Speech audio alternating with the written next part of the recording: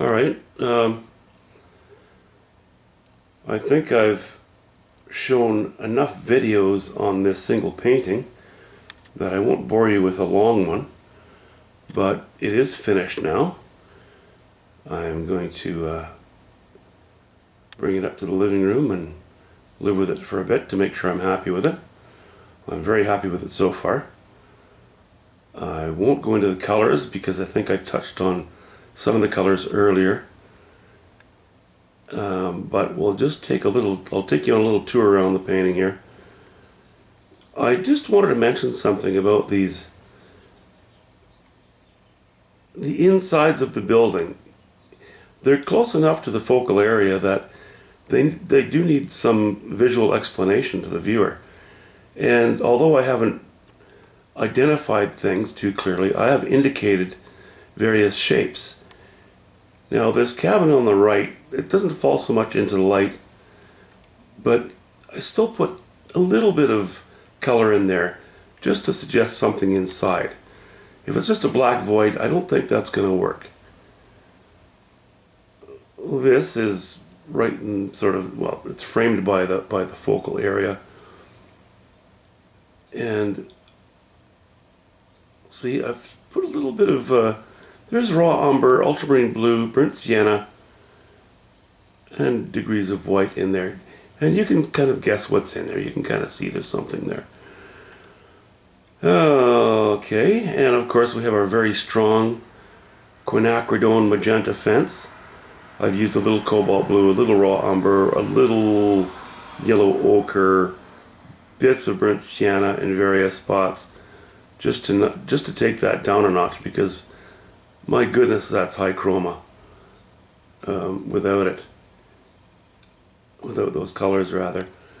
And I think I mentioned before that the shed is primarily cad red medium with some cad yellow pale. I'll just back up here. The grasslands are all mixtures of yellow ochre, burnt sienna, raw umber, bits of ultramarine blue. The magic is not so much in the colors you use, but in how and where you use them. Now, I originally was just planning on making a sort of a ditch where the water drained into, and then I decided, I think I'd like to indicate a bit of a path coming down from the center shed, and that path has suffered some erosion over the years. It helped to divide or to break up the grass a little bit more, and then I ended up just getting into more erosion and more erosion in the foreground. I'm pretty happy with how that turned out, actually. I'm just gonna zoom in on. There's a lot of yellow ochre, or no, sorry, a lot of raw umber there. Raw umber, ultramarine blue, bit of burnt sienna.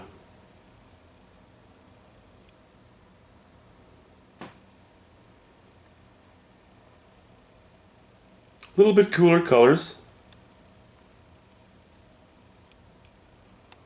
But I think I'm happy with the way that turned out.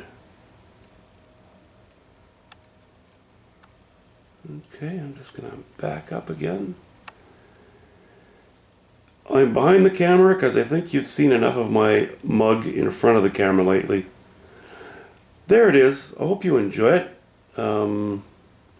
Yeah. Like and subscribe if you enjoyed. Thanks very much for watching. Bye-bye.